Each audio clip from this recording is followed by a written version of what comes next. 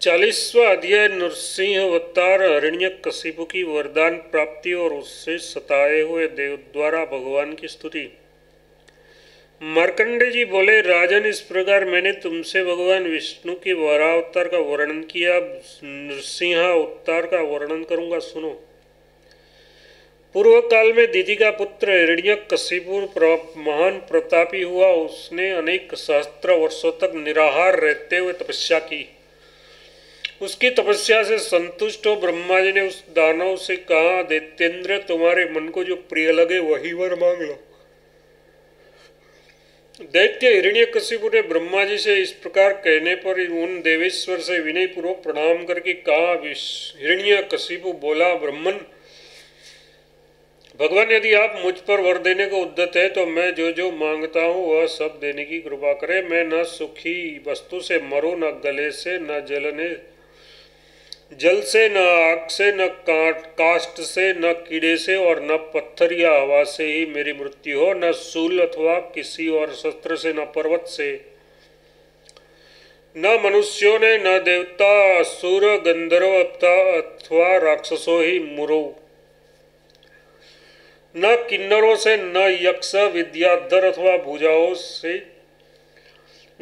तथा भुजंगाओं से, न वानर तथा अन्य पशुओं से और न दुर्गा आदि मातृगणों से ही मेरी मृत्यु हो। मैं न घर के भीतर मरूं, न बाहर, न दिन में मरूं, न रात में, तथा आपकी कृपा से मृत्यु के हेतुभूत अन्य कारणों से भी मेरी मृत्यु न हो।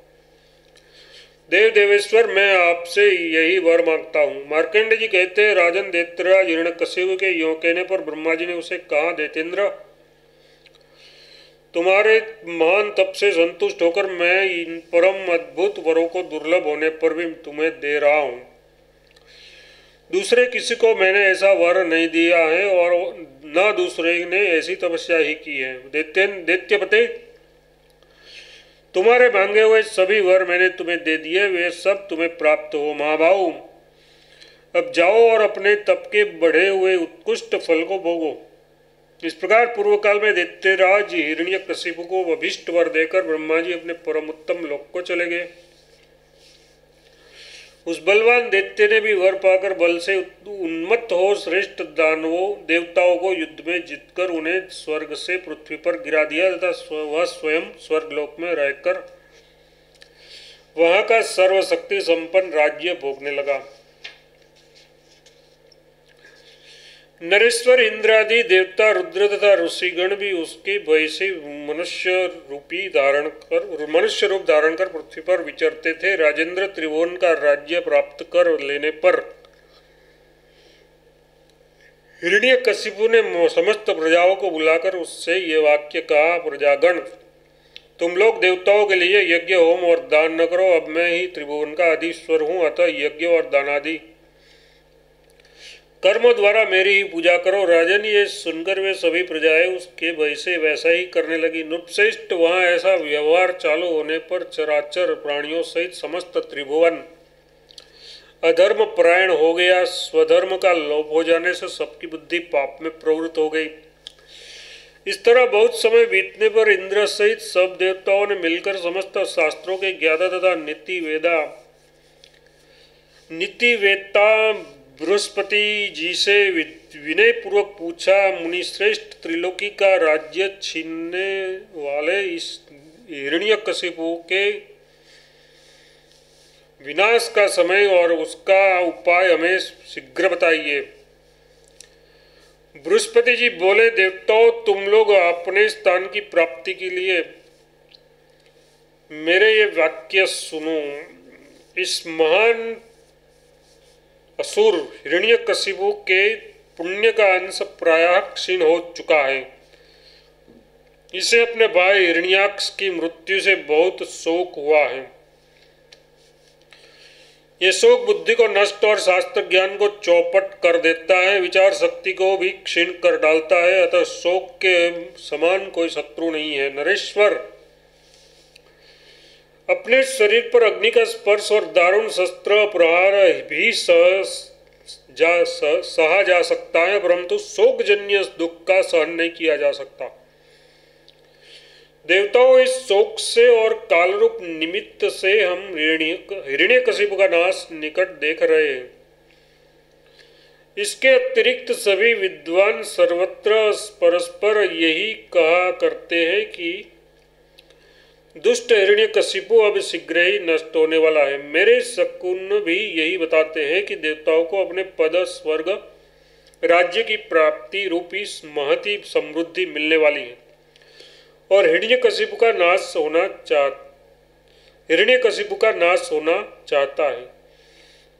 चूंकि ऐसा ही होने वाला है, इसलिए तुम सभी देवता क्षीरसागर के उत्तर तट पर जहाँ भगवान विष्णु शयन करते हैं, शीघ्र वहीं जाओ। तुम लोगों के भलीभांति स्तवन करने पर भगवान क्षण भर में ही प्रसन्न हो जाएंगे और प्रसन्न होने पर वे ही उस दैत्य के वध का उपाय बताएंगे। श्री बृहस्पति जी के इस प्रकार कहने पर सभी देवता कहने लगे, भगवान आपने बहुत अच्छा कहा, और वे अत्यंत प्रसन्नतापूर्वक वहां जाने का उद्योग करने लगे। नृपवर, वे देवगण किसी पुण्यतिथि को शुभ लग्न में मुनिवरों द्वारा पुण्यावाचन, स्वस्ति वाचन और मंगल पाठ कराकर दुष्ट दैत्य हिरण्यकशिपु के विनाश और अपनी ऐश्वर्य वृद्धि के लिए महादेव जी को आगे करके क्षीरसागर के उत्तर तट की ओर प्रस्थित हुए। वहां पहुंचकर सभी देवता विजयलक्ष्मी जनार्दन भगवान विष्णु का नाना प्रकार के स्तोत्रों द्वारा स्तवन पूजन करते हुए वहां खड़े रहे। भगवान शंकर भी भक्तिपूर्वक एकाग्र चित्त से भगवान जनार्दन के पवित्र नामों द्वारा उनकी स्तुति करने लगे। श्री महादेव जी बोले, विष्णु जिष्णु विभु देव यज्ञेश यज्ञपालक प्रभु विष्णु कृष्णु लोकात्मा लोकपालक केशव केशिहा कल्प सर्व कारण कर्मकृत वामनाधीश वासुदेव पुरुषोत्त आदिकर्ता वराह माधव मधुसूदन नारायण नर हंस विष्णुसेन हुतासन ज्योतिष्मान धृतिमान श्रीमान आयुष्मान पुरुषोत्तम वैकुंठ पुंडरीकाक्ष कृष्ण सूर्य सुराचित नरसिंह महाभीम वज्रद्रष्ट नखायुध आदिदेव जगत्कर्ता योगेश गरुड़ध्वज गोविंद गोपति गोप्ता भूपति भुवनेश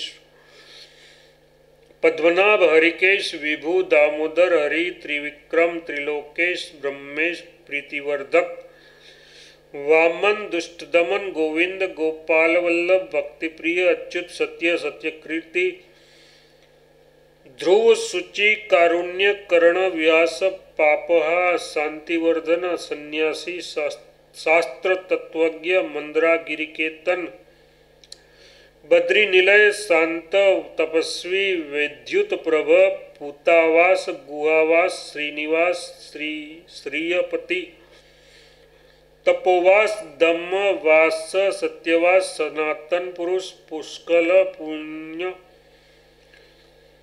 पुष्कराक्ष परमेश्वर पूर्ण पूर्ति पुराणज्ञ पूर्णज्ञ पूर्णवर्धन संखी चक्री गर्दी सांगी लाडली मूसली हली किरीटी कुंडली हारी मेखली कवची ध्वजी जिष्णु जेता महावीर शत्रुघ्न शत्रुतापन शांत शांतिकर शास्त्रा शंकर संतनुस्तुत सारथी सात्विक स्वामी सामवेद प्रिय सम सावर्ण साहसी सत्व संपूर्णांश समृद्धिमान स्वर्गदत्त कामद श्रीद कीर्तिद कीर्तिनाशन मोक्षद पुंडरीकाक्ष श्राब्दीकृत केतन सुरारेशत्रुत प्रेरक और पापनाशन आदि नामों से कहे जाने वाले परमेश्वर आप ही यज्ञ वसटकार ओमकार तथा आवाहनीय आदि अग्निरूप है। पुरुषोत्तम देव आप ही स्वाहा स्वधा और सुधा हैं। आप सनातन देव भगवान विष्णु को नमस्कार है। गरुड़ध्वज आप प्रमाणों के अविषयी तथा अनंत है। मार्कंडे जी बोले, इस दिव्य नामों द्वारा स्तुति किए जाने पर भगवान मधुसूदन ने प्रत्यक्ष प्रकट होकर संपूर्ण देवताओं से ये वचन कहा। श्री भगवान बोले, देवगण, तुम लोगों ने केवल कल्याणकारी नामों द्वारा मेरा स्तवन किया है, अतः मैं तुम पर प्रसन्न हूँ। कहो तुम्हारा क्या कार्य सिद्ध करूँ। देवता बोले, देवदेव, हे हरिकेश, हे कमलनयन, हे लक्ष्मीपति, हे हरे, आप तो सब कुछ जानते हैं, फिर हमसे क्यों पूछ रहे हैं। श्री भगवान बोले, असुर नाशक देवताओं, तुम लोगों ने आने का सारा कारण मुझे ज्ञात है। जगत का कल्याण करने वाले महादेव जी ने तथा तुमने हिरण्यकशिपु दैत्य का नाश करने के लिए मेरे 100 पुण्य नामों द्वारा मेरा स्तवन किया है। महामते शिव, तुम्हारे कहे हुए इन 100 नामों से जो मेरा नित्य स्तवन करेगा, उस पुरुष द्वारा मैं उसी प्रकार प्रतिदिन पूजित होऊंगा जैसे इस समय तुम्हारे द्वारा हुआ हूँ। देव शंभु, मैं तुम पर प्रसन्न हूँ। अब तुम अपने शुभ कैलाश शिखर को जाओ। तुमने मेरी स्तुति की है, तो तुम्हारी प्रसन्नता के लिए मैं हिरण्यकशिपु का वध करूंगा। देवताओं, अब तुम भी जाओ और कुछ काल तक प्रतीक्षा करो। जब इस हिरण्यकशिपु के प्रहलाद नामक बुद्धिमान विष्णु भक्त पुत्र होगा और जिस समय ये दैत्य प्रहलाद से द्रोह करेगा, उस समय वरों से रक्षित होकर देवताओं और दानवों से भी नहीं जीते जा सकने वाले इस असुर का मैं अवश्य वध कर डालूंगा। राजन, भगवान विष्णु के इस प्रकार कहने पर देवगण उन्हें प्रणाम करके चले गए। इस प्रकार श्री नृसिंह पुराण में विष्णु का नाममय स्तोत्र नामक 24वां अध्याय पूरा हुआ। 41वां अध्याय प्रहलाद की उत्पत्ति और उनकी हरिभक्ति से हिरण्यकशिपु की उद्विग्नता। शास्त्रात्मनिक ने कहा, संपूर्ण शास्त्रों के ज्ञाता महाप्राज्ञ मार्कंडे जी, आप भगवान नृसिंह के प्रादुर्भाव की कथा यथोचित रूप से कहे। अनग भक्त वर प्रहलाद जी का चरित्र मुझे विस्तार पूर्वक सुनाइए। महायोगी महामुने, हम लोग धन्य हैं, क्योंकि आपकी कृपा से हमें भगवान विष्णु की कथारूप दुर्लभ सुधा का पान करने का अवसर मिला है। सिर मार्कंडे जी बोले, पूर्व काल में एक समय वह महाकाय हिरण्यकशिपु जब तपस्या करने के लिए वन में आने को उद्यत हुआ, उस समय समस्त दिशाओं में दाह और भूकंप होने लगा। ये देखकर उसके हितकारी बंधुओं, मित्रों और भृत्यों ने उसे मना किया। राजन, इस समय बुरे सपना हो रहे हैं, इसका फल अच्छा नहीं है। सौम्य, आप त्रिभुवन के एक छत्र स्वामी हैं, समस्त देवताओं पर आपने विजय प्राप्त की है, आपको किसी से भय नहीं है, फिर किस लिए तप करना चाहते हैं।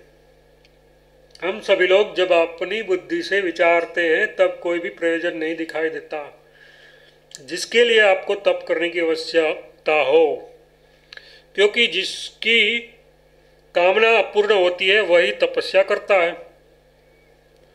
अपने बंधुओं के इस प्रकार मना करने पर भी दुर्गम एवं मदमत्त दैत्य अपने 2-3 मित्रों को साथ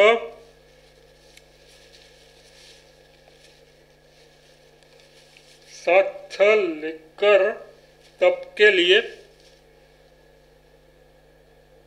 कैलाश शिखर को चला ही गया।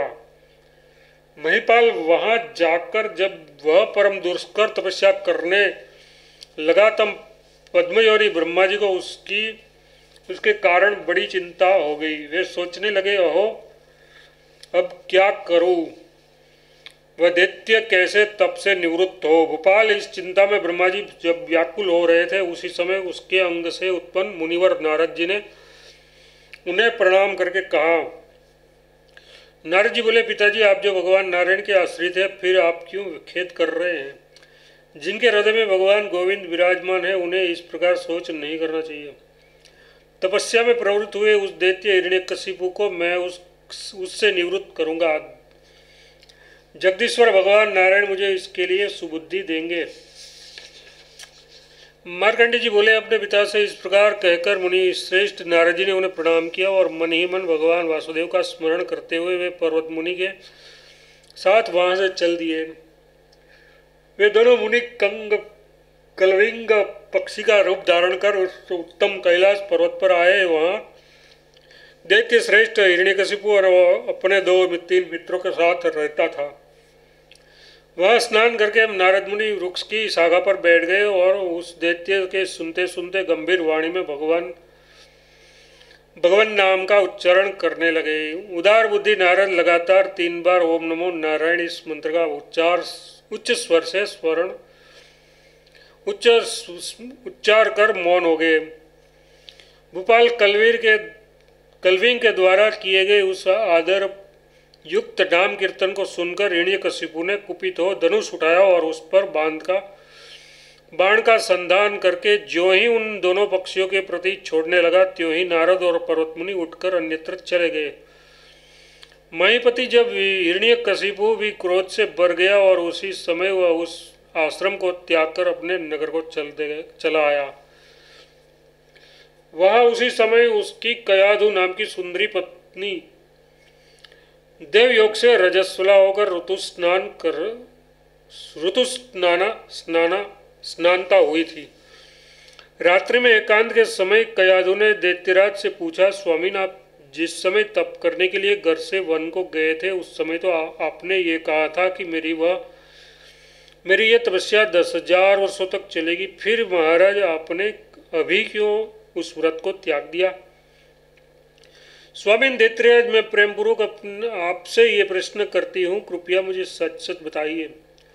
हिरण्यकशिपु बोला, सुंदरी सुनो, मैं वह बात तुम्हें सच सच सुनाता हूँ जिसके कारण मेरे व्रत का भंग हुआ है। वह बात मेरे क्रोध को अत्यंत बढ़ाने वाली और देवताओं को आनंद देने वाली थी। देवी कैलाश शिखर पर जो महान आनंद कानन है उसमें 2 पक्षी ओम नमो नारायण इस शुभ वाणी का उच्चारण करते हुए आ गए। सुबह उन्होंने मुझे सुनाकर 2 बार 3 बार उक्त वचन को दोहराया। वरान ने पक्षियों के उस शब्द को सुनकर मेरे मन में बड़ा क्रोध हुआ और भामिनी उन्हें मारने के लिए धनुष पर बाण चढ़ाकर ज्यों ही मैंने छोड़ना चाहा त्यों ही वे दोनों पक्षी भयभीत हो उठकर अन्यत्र चले गए। तब मैं भी भावी की प्रबलता ने अपना व्रत त्याग कर यहाँ चला आया। मार्कंडे जी कहते हैं, हिरण्यकशिपु अपनी पत्नी के साथ जब इस प्रकार बातें कर रहा था उसी समय उसका वीर्य खलित हुआ। पत्नी का ऋतुकाल तो प्राप्त था ही, तत्काल गर्भ स्थापित हो गया। माता के उदर में बढ़ते हुए उस गर्भ से बुद्धिमान नारद जी के उपदेश के कारण विष्णु भक्त पुत्र उत्पन्न हुआ। भूप इस प्रसंग को आगे कहूंगा। इस समय जो प्रसंग चल रहा है उसे श्रद्धापूर्वक सुनो। हिरण्यकशिपु वह भक्त प्रहलाद जन्म से ही वैष्णव हुआ। जैसे पापपूर्ण कलियुग में संसार बंधन से मुक्त करने वाले भगवान श्रीहरि की भक्ति बढ़ती रहती है, उसी प्रकार उस मलिन कर्म करने वाले असुर वंश में भी प्रहलाद निर्मल भाव से रहकर दिनों दिन बढ़ने लगा। वह बालक त्रिलोकीनाथ भगवान विष्णु के चरणों में बढ़ती हुई भक्ति के साथ ही स्वयं भी बढ़ता हुआ शोभा पा रहा था। शरीर छोटा होने पर भी उस बालक का हृदय महान था। वह विष्णु भक्ति का प्रसार करता हुआ उस तरह शोभा पाता था जैसे चौथा युग कलयुग महत्व में सब युगों से छोटा होकर भी शोभा पाता था। भगवत जन से धर्म अर्थ काम और मोक्ष को देने वाला तथा यश का विस्तार करने वाला होता है। भगवत जन धर्म अर्थ काम और मोक्ष को देने वाला तथा यश का विस्तार करने वाले होते हैं। प्रहलाद अन्य बालकों के साथ खेलते पहली बुझाते और खिलौने आदि से मनोरंजन करते समय तथा बातचीत के प्रसंग में भी सदा भगवान विष्णु की ही चर्चा करता था, क्योंकि उसका स्वभाव भगवानमय हो गया था। इस प्रकार शैशव काल में भी विचित्र कार्य करने वाला वह प्रहलाद भगवत स्मरण रूपी अमृत का पान करता हुआ दिन दिन बढ़ने लगा। एक दिन बहुत सी स्त्रियों के बीच में बैठे हुए दुष्ट दैत्यराज हिरण्यकशिपु ने गुरुजी के घर से आए हुए कमल से मुख वाले अपने बालक पुत्र प्रहलाद को देखा। उसकी आंखें बड़ी बड़ी और सुंदर थी तथा वह हाथ में पट्टी लिए हुए था। उसकी पट्टी बड़ी सुंदर थी, उसके सिर पर चक्र का चिन्ह बना हुआ था और पट्टी पर आदरपूर्वक श्री कृष्ण का नाम लिखा गया था। उसे देखकर हिरण्यकशिपु को बड़ी प्रसन्नता हुई और उसने पुत्र को पास बुलाकर उसे प्यार करते हुए कहा, बेटा तुम्हारी बुद्धिमती माता मुझसे तुम्हारी बड़ी प्रशंसा किया करती है। अब अतः तुमने गुरुजी के घर जो कुछ सीखा है वह मुझसे कहो। पहले सोच लो जो तुम्हें बहुत आनंददायी प्रतीत होता हो और भली भांति याद हो वही पाठ सुनाओ। ये सुनकर जन्म से विष्णु की भक्ति करने वाला प्रहलाद ने प्रसन्नतापूर्वक पिता से कहा, त्रिभुवन के वंदनीय भगवान गोविंद को प्रणाम करके मैं अपना पढ़ा हुआ पाठ आपको सुनाता हूँ। अपने पुत्र के मुख से इस प्रकार शत्रु की स्तुति सुनकर स्त्रियों से घेरा हुआ वह दुष्ट दैत्य यद्यपि बहुत क्रूर हुआ, तथापि प्रहलाद से उस क्रोध को छिपाने के लिए ये प्रसन्न पुरुष की भांति जोर जोर से हंसने लगा। फिर पुत्र को गले से लगाकर बोला, बच्चा मेरा हितकर वचन सुनो बेटा। जो लोग राम कृष्ण गोविंद विष्णु माधव श्रीपते इस प्रकार कहा करते हैं वे सभी मेरे शत्रु हैं। ऐसे लोग मेरे द्वारा शासित दंडित हुए हैं। तुमने ये हरि नाम कीर्तन इस अवस्था में कहाँ सुन लिया? पिता की बात सुनकर बुद्धिमान प्रहलाद निर्भय होकर बोला, आर्य आपको कभी ऐसी बात नहीं कहनी चाहिए। जो मनुष्य संपूर्ण ऐश्वर्य को देने वाले तथा धर्म आदि की वृद्धि करने वाले कृष्ण इस मंत्र का उच्चारण करता है वह अभय पद को प्राप्त कर लेता है। भगवान कृष्ण की निंदा से होने वाले पाप का कहीं अंत नहीं है। अतः अब आप अपनी शुद्धि के लिए भक्तिपूर्वक राम माधव और कृष्ण इत्यादि नाम लेते हुए भगवान का स्मरण करें। जो बात मैं आपसे कह रहा हूँ वह सबसे बढ़कर हित साधक है। इसलिए मेरे गुरुजन होने पर भी आपसे मैं निवेदित करता हूँ कि आप समस्त पापों का क्षय करने वाले सर्वेश्वर भगवान विष्णु की शरण में जाए। प्रहलाद के यूं कहने पर देवशत्रु हिरण्यकशिपु अपने क्रोध को रोक न सका। उसने रोष को प्रकट करके पुत्र को फटकारते हुए कहा, हाय हाय किसने इस बालक को अत्यंत मध्यम कोटि की अवस्था को पहुंचा दिया। रे दुष्ट पुत्र तुझे धिक्कार है। तूने क्यों मेरा महान अपराध किया। जो दुराचारी नीच पुरुष अरे पापिष्ट तू यहाँ से चला जा। यूं कहकर उसने अपने चारों ओर निहार कर फिर कहा, नृसंग पराक्रमी क्रूर दैत्य जाए और इसके गुरु को बांधकर यहाँ ले आए। ये सुन दैत्यों ने प्रहलाद के गुरु को वहां लाकर उपस्थित कर दिया। बुद्धिमान गुरु ने उस दुष्ट दैत्यराज से विनयपूर्वक कहा, देवांतक थोड़ा विचार तो कीजिए। आपने समस्त त्रिभुवन को अनायास ही अनेकों बार पराजित किया है। खेल खेल में ही सबको जीता है। रोष से कभी काम नहीं लिया। फिर मुझ जैसे तुच्छ प्राणी पर क्रोध करने से क्या लाभ होगा। ब्राह्मण के इस शांत वचन को सुनकर दैत्यराज बोला, अरे पापी तूने मेरे पुत्र को विष्णु का स्तोत्र पढ़ा दिया है। गुरु से यूं कहकर राजा हिरण्यकशिपु ने अपने निर्दोष पुत्र के प्रति सांत्वना पूर्वक कहा, बेटा तू मेरा आत्मज है। मुझ में ये जड़ बुद्धि कैसे आ सकती है। ये तो इस ब्राह्मणों की ही करतूत है। मूर्ख बालक, आज से तू सदा विष्णु के पक्ष में रहने वाले द्रुत ब्राह्मणों का साथ छोड़ दे। ब्राह्मण मात्र का संग त्याग दे। ब्राह्मणों की संगति अच्छी नहीं होती, क्योंकि इस ब्राह्मणों ने ही तेरे उस तेज को छिपा दिया जो हमारे कुल के लिए सर्वथा उचित था। जिस पुरुष को जिसकी संगति मिल जाती है उसमें उसके गुण आने लगते हैं। ठीक उसी तरह जैसे मणि कीचड़ में पड़ी हो तो उसमें उसके दुर्गंध आदि दोष आ जाते हैं। अतः बुद्धिमान पुरुष को उचित है कि वह अपने कुल की समृद्धि के लिए आत्मीय जनों का ही आश्रय ले। बुद्धिहीन बालक, मेरे पुत्र के लिए तो उचित कर्तव्य यह है कि वह विष्णु के पक्ष में रहने वाले लोगों का नाश करे, परंतु तू इस उचित कार्य को त्याग कर उसके विपरीत स्वयं ही विष्णु का भजन कर रहा है।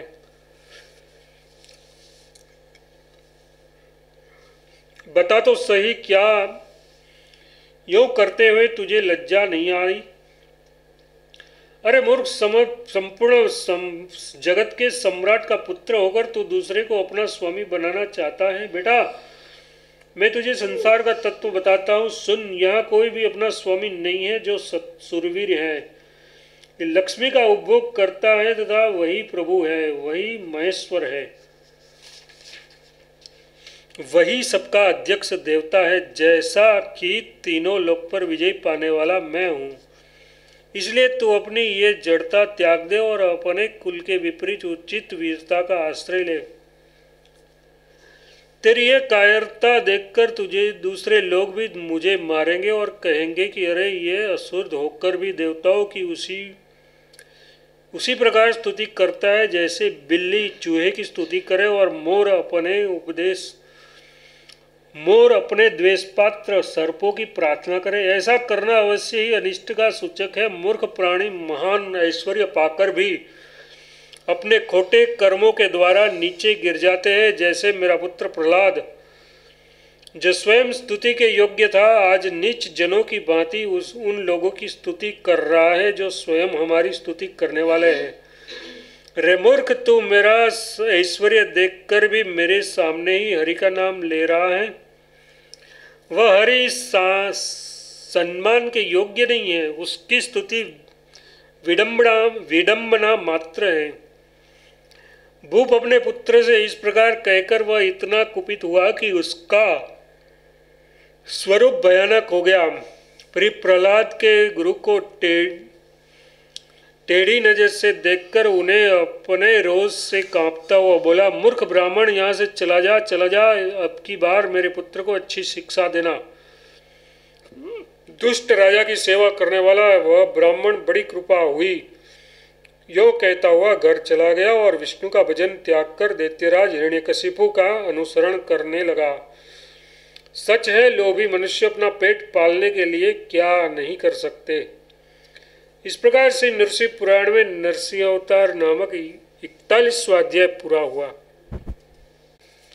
42वां अध्याय प्रहलाद पर हिरण्यकशिपु का कोप और प्रहलाद का वध करने के लिए उनके द्वारा किए गए अनेक प्रयत्नों। मार्कंडेय जी कहते हैं, भगवान विष्णु की भक्ति ही जिनका आभूषण है, वे दैत्य कुमार योगी प्रहलाद जी शीघ्र ही सारथी के साथ गुरु के घर भेजे गए। वहाँ वे कालक्रम से संपूर्ण विद्याओं के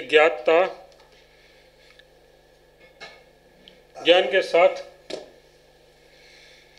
कुमार अवस्था को प्राप्त हुए। संसार के अन्य लोग कौमार अवस्था को पाकर प्रायः नास्तिक विचार और बुरे आचार व्यवहार के पोषण बन जाते थे, परंतु उसी क्रम में प्रहलाद को बाह्य विषयों से वैराग्य हुआ और भगवान में उनकी भक्ति हो गई। वह अद्भुत बात है। तदनंतर जब प्रहलाद ने गुरु के यहाँ अपनी पढ़ाई समाप्त कर ली, तब एक दिन दैत्यराज ने उन्हें अपने पास बुलाया और ईश्वर तत्व के ज्ञाता प्रहलाद को अपने सामने प्रणाम करके खड़े देखा उससे कहा, सूरसुदन, तुम अज्ञान की निधि रूपा बाल्यावस्था से मुक्त हो गए, ये बहुत अच्छा हुआ। इस समय तुम गहिरे से निकले हुए सूर्य की भांति अपने तेज से प्रकाशित हो रहे हो। पुत्र, बचपन में तुम्हारी ही तरह हमें भी जड़ बुद्धि सिखाने के लिए ब्राह्मणों ने मोहित कर रखा था, किंतु अवस्था बढ़ने पर जब हम समझदार हुए तब इस प्रकार अपने कुल के अनुरूप सुंदर शिक्षा ग्रहण कर सकते थे। अतः शत्रु रूपी कांटों से युक्त इस राज्य शासन के भार को, जिसे मैंने बहुत दिनों से धारण कर रखा है, अब तुम सामर्थ्यवान पुत्र पर रखकर मैं तुम्हारी राज्य लक्ष्मी को देखते हुए सुखी होना चाहता हूँ। पिता जब जब अपने पुत्र की निपुणता देखता है, तब तब अपनी मानसिक चिंता त्याग कर महान सुख का अनुभव करता है। तुम्हारे गुरु ने भी मेरे समक्ष तुम्हारी योग्यता का बड़ा बखान किया है, ये तुम्हारे लिए कोई आश्चर्य की बात नहीं है। आज मेरे कान तुम्हारी कुछ बातें सुनना चाहता है। नेत्रों के सामने शत्रु की दरिद्रता देखना, कानों में पुत्र की सुंदर वाणी का पढ़ना और अंगों में युद्ध के आघात से घाव होना, ये सब ऐश्वर्यवान वीरों अथवा मायावी दैत्यों के लिए महान उत्सव के समान है। उस समय दैत्य के ये सठपूर्ण वचन सुनकर योगी प्रहलाद ने पिता को प्रणाम करके निर्भयता पूर्वक कहा, महाराज, आपका यह कथन सत्य है कि अच्छी बातें सुनना कानों के लिए महान उत्सव के समान है, पर किंतु वे बातें भगवान विष्णु से संबंध रखने वाली हो तभी ऐसा होता है। उनको छोड़कर दूसरी बातें सुनने का विचार भी नहीं करना चाहिए, जो संसार के दुख और समुदाय रूपी तृणों को भस्म करने के लिए अग्नि के समान है। उन भगवान विष्णु का जिसमें गुणगान किया जाता हो वही वचन नीति युक्त है, वही सुंदर वाक्य है, वही सुनने योग्य कथा है और श्रवण करने योग्य काव्य है, जिसमें भक्तों को अभिष्ट वस्तु देने वाले अचिंत्य परमेश्वर का भक्तिपूर्वक स्तवन किया जाता हो, वही शास्त्र है। तात उस अर्थशास्त्र से क्या लाभ जिसमें संसार चक्र में डालने वाली ही बातें कही गई है। पिताजी, उस शास्त्र में परिश्रम करने से क्या सिद्ध होगा जिससे आत्मा का ही हनन होता है। इसलिए मुमुक्ष पुरुष को सदा वैष्णव शास्त्रों का ही श्रवण और सेवन करना चाहिए, अन्यथा सांसारिक कष्ट से छुटकारा नहीं मिलता और न मनुष्य सुखी ही हो पाता है। जिस प्रकार तपाया हुआ घी जल के छींटे पड़ने से और अधिक प्रज्वलित हो उठता है, वैसे ही दैत्यराज हिरण्यकशिपु ब्रह्मा प्रहलाद की उपयुक्त बातें सुनकर क्रोध से जल उठा। जैसे उल्लू सूर्य की प्रभा नहीं देख सकता, उसी प्रकार वह शुद्र असुर जीव के संसार बंधन को नष्ट करने वाले प्रहलाद की पवित्र वाणी न सह सका। उस क्रोधी ने चारों ओर देखकर दैत्य वीरों से कहा, अरे इस कुटिल को शास्त्रों के भयंकर आघात से मार डालो, शस्त्रों के भयंकर आघात से मार डालो, इसके मर्म स्थानों के टुकड़े टुकड़े कर दो। आज इसका भगवान स्वयं आकर इसकी रक्षा करे। विष्णु की स्तुति करने का फल ये आज इसी समय अपनी आंखों से देखे। इसका अंग अंग काटकर कोको और गिद्धों को बांट दो। तब अपने स्वामी हिरण्यकशिपु द्वारा प्रेरित दैत्यगण अपनी निकट गर्जना से डराते हुए हाथ में शस्त्र लेकर भगवान के प्रिय भक्त उस प्रहलाद जी को मारने लगे।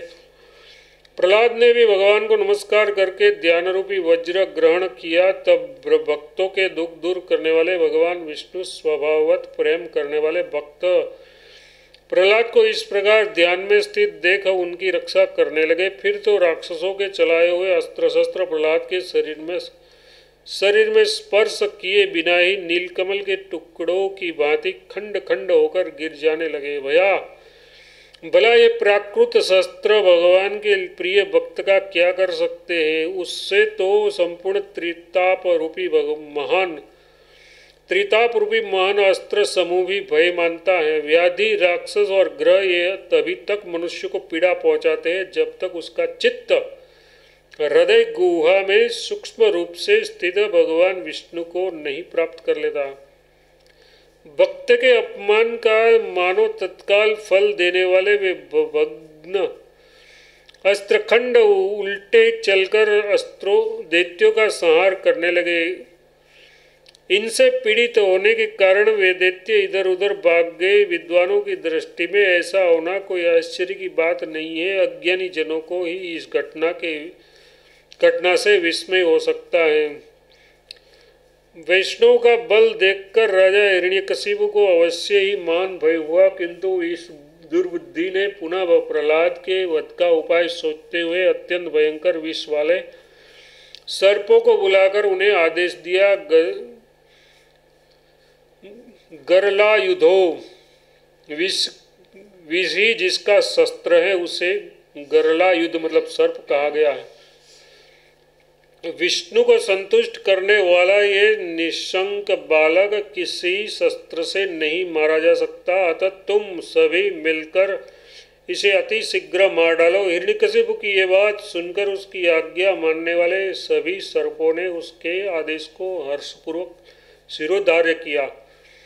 तदनंतर जिनके दांत विष से जल रहे हैं तथा जिनकी दाढ़ें विकराल हैं, जो स्फुट दिखाई देने वाले हजारों चमकीले दांतों के कारण भयानक जान पड़ते हैं, ऐसे सर्पगण क्रोध से फुफकारते हुए बड़े वेग से उस हरिभक्त के ऊपर टूट पड़े।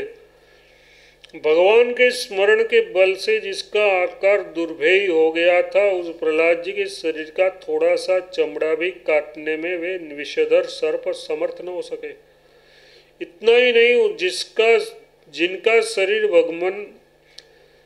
भगवानमय हो गया था, उस प्रहलाद जी को केवल डसने मात्र से वे सर्प अपने सारे दांत खो बैठे। तदनंतर रक्त की धारा बहने से जिनका आकार विषग्रस्त हो गया है, जिसने अद्भुत दांतों के दो दो टुकड़े हो गए हैं तथा बार बार उच्च श्वास लेने के कारण जिनके फण चंचल हो रहे हैं, उस भुजंगमों ने परस्पर मिलकर दैत्यराज हिरण्यकशिपु को सूचित किया, प्रभो, हम पर्वतों को भी भस्म करने में समर्थ है। यदि हमने हमारी शक्ति न चले तो आप तत्काल हमारा वध कर सकते हैं, परंतु आपके महानुभाव पुत्र का वध करने में लगाए जाकर तो हम अपने दांतों से भी हाथ धो बैठे। इस प्रकार बड़ी कठिनाई से निवेदन करके स्वामी हिरण्यकशिपु के आदेश देने पर भी अपने कार्य में असफल हुए वे सर्प अत्यंत आश्चर्य के साथ प्रहलाद के अद्भुत सामर्थ्य का क्या कारण है, इसका विचार करते हुए चले गए। मार्कंडेय जी कहते हैं, इसके बाद असुरराज हिरण्यकशिपु ने मंत्रियों के साथ विचार कर अपने पुत्र को दंड से अजय मानकर उसे शांतिपूर्वक अपने पास बुलाया, और जब वह आकर प्रणाम करके खड़ा हो गया, तब उस निर्मल एवं पवित्र हृदय वाले अपने पुत्र से कहा, प्रहलाद, अपने शरीर से यदि दुष्ट पुत्र भी उत्पन्न हो जाए तो वह वध के योग्य नहीं है, ये सोचकर अब तुम पर मुझे दया आ गई है। तत्पश्चात तुरंत ही वहाँ दैत्यराज के पुरोहित आए। शास्त्र विशारद होने पर भी वे मूढ़ ही रह गए थे। उन ब्राह्मणों ने हाथ जोड़कर कहा, देव, तुम्हारे युद्ध विषयक इच्छा होते ही सारा त्रिभुवन थरथर कांपने लगता है। आप ये अल्प बल वाला प्रहलाद कुपित हुए, आप महान बलशाली को नहीं जानता। अतः देव, आपको क्रोध का परित्याग करके इस पर दया करनी चाहिए, क्योंकि पुत्र भले ही कुपुत्र हो जाए, परंतु माता पिता कभी कुमाता अथवा कुपुता नहीं होते। दैत्यराज के पुरोहितों ने उस दुर्बुद्धि दैत्य हिरण्यकशिपु से यों कहकर उसकी आज्ञा से प्रहलाद को साथ लेकर अपने भवन को चले गए। इस प्रकार से नरसिंह पुराण में नरसिंह अवतार विषयक 42वां अध्याय पूरा हुआ।